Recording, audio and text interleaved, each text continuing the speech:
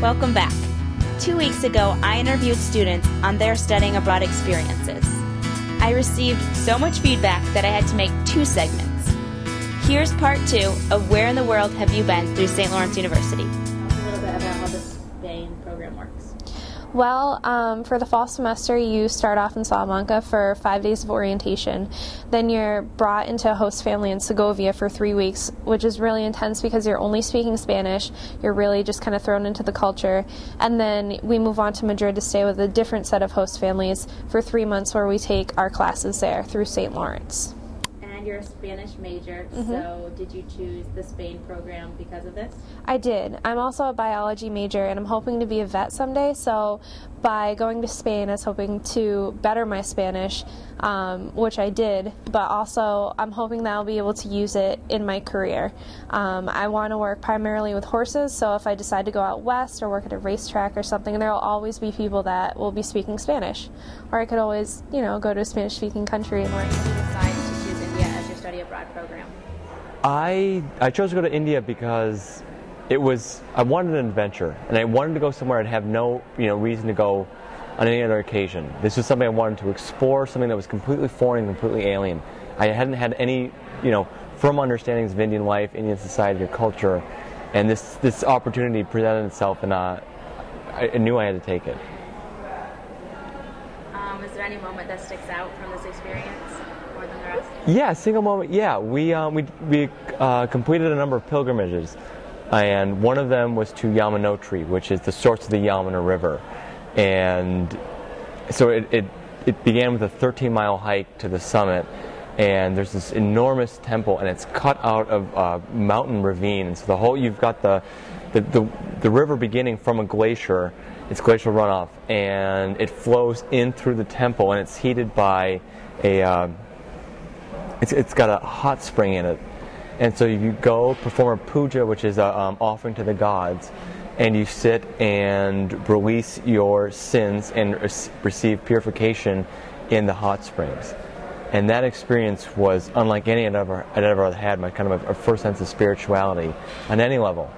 So it was great. We got to go hiking afterwards. It was just a good time for a group and kind of community bonding. Any advice for those who may be thinking about traveling abroad? I do. Break away. Don't be afraid. You've got a group, and you've got various tethers back to your home life, but break away. Don't be afraid. You only get the experience once, and so do your best to realize it to the fullest. Do you have any moment or experiences that stick out during your study abroad experience? Definitely. My host mom actually took my friend and I to the tomato festival because food is huge over there. So we went to the tomato festival in the Chianti region, which is like in the mountainous region near Florence in Tuscany. And that was amazing. And everything there was tomatoes that were grown from people's farms. They had candied tomatoes, they had tomato jam, they had tomato jelly, they had local wine that was made there. It was pretty amazing. So do you have any advice for any underclassmen who are thinking about studying abroad and maybe specifically in Italy? Take advantage of everything because the city is right there. You have so many resources at your fingertips and so much art is right there, like under your feet. So take advantage of everything.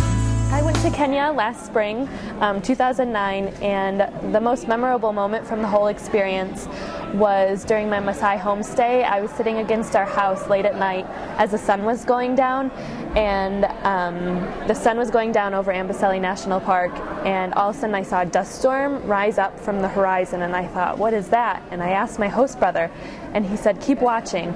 And so I kept looking, and all of a sudden these figures emerged from the horizon, and they were elephants. And I thought, oh my gosh, are we in trouble? And he said, no, we're not in trouble, but if you're a farmer in this area, you'll lose all your crops tonight because the elephants are coming to eat them. And it was then that I realized how dangerous human-wildlife conflicts are in that area. You can read them from books, but when you're actually sitting there watching them happen, that really hit home, and I was really able to understand it then. Tell us where you studied abroad and what semester? I was in Denmark in the spring of 2009. There was a host mother, host father. I had 2 host brothers and a host dog.